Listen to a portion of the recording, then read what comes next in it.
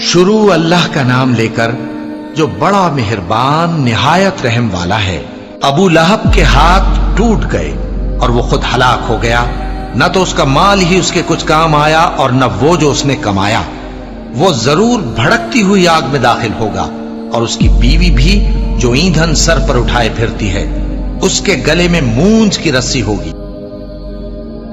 حضور کا چچا ابو لہب بدترین دشمن، اور اس کی بیوی ام جمیل بدترین دشمن، دونوں انتہائی خوبصورت انسان تھے۔ ابو لہب سرخ سفید رنگت، بڑی بڑی آنکھیں، بہت خوبصورت انسان تھا، اسی لیے اس کا نام تو غالباً عبد العزیٰ تھا، اگر مجھے مغالطہ نہیں لگ رہا ہے، بلکہ یہ تو اس کی کنیت بن گئی تھی۔ ابو لہب جیسے کہ لہب کہتے ہیں دہکتا انگارہ، تو یہ تو دہکتے انگارے کے مانند ہے، اس کے سرخ و سفید رنگت جو ہے، اس کی آنکھیں جو ہے بڑی بڑی، لیکن بدقسمت بدبخت حضور کا انتہائی دشمن۔ اور ام جمیل اس سے بڑھ کر دشمن۔ یہ بتانا مشکل ہے کہ کون زیادہ بڑا دشمن تھا۔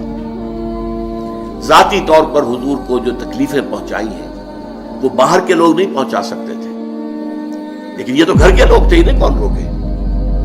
بنو ہاشم کا جو ایک حصار حاصل تھا حضور کو، جب تک کہ ابو طالب کا انتقال نہیں ہوا ہے، اس وقت تک بنو ہاشم حضور کے حفاظت کرنے والے تھے، لیکن یہ تو خود بنو ہاشم میں سے ہے، اور ایک دیوار بیچ رہائش ہے ابو لہب کی اور حضور کی، اور یہ بیوی جو ہے اوپر سے دیوار کے اوپر سے گندگی پھینکتی ہے حضور کے گھر میں سین کے اندر۔ صبح تہجد کے لیے حضور اٹھتے تھے اور جاتے تھے بیت اللہ کے پاس، جا کر وہاں عبادت کرتے تھے، راستے میں کانٹے بچھاتی تھی، کانٹے لگے۔ سخت ترین ایذا پہنچانے والی عورت جو ہے وہ ام جمیل بیوی۔ تو ان دونوں کا ذکر جو ہے ایک مکمل صورت میں، اس صورت کا درس اس وقت دینا مقصود نہیں، صرف حوالہ مقصود تھا۔ تبت یدا ابی لہب وتب، یہ انتہائی گستاخانہ جملہ تھا جو کہ ابو لہب نے حضور کے شان میں استعمال کیا تھا۔ تبا لک لہذا جمعتنا، تمہارے لیے ہلاکت و بربادی ہو، تم نے ہمیں اس کام کے لیے جمع کیا تھا، ہم سمجھے تھے کوئی کام کی بات تم نے بتانی ہے، تم نے یہ ایک توحید کا ذکر شروع کر دیا۔ اس پر یہ آیت سورت اتری، تبت یدا ابی لہب، ہلاک ہو گئے، برباد ہو گئے، ٹوٹ گئے ہاتھ ابو لہب کے۔ یہ پیشن گوئی تھی، جو ٹوٹے ہیں پھر اس کے ہاتھ۔ حضور کو ذاتی طور پر تکلیف پہنچانے میں سب سے بڑا کام اس کا یہ تھا کہ اس کے دو بیٹوں کا رشتہ حضور کی دو صاحبزادیوں کے ساتھ طے تھا۔ اس نے اپنے دونوں بیٹوں سے کہا، بلکہ غالباً جہاں تک گمان ہے میرا نکاح ہو چکا تھا، وداعی رخصت نہیں ہوئی تھی، تو اس نے کہا دونوں بیٹوں جاؤ طلاق دے کر آؤ۔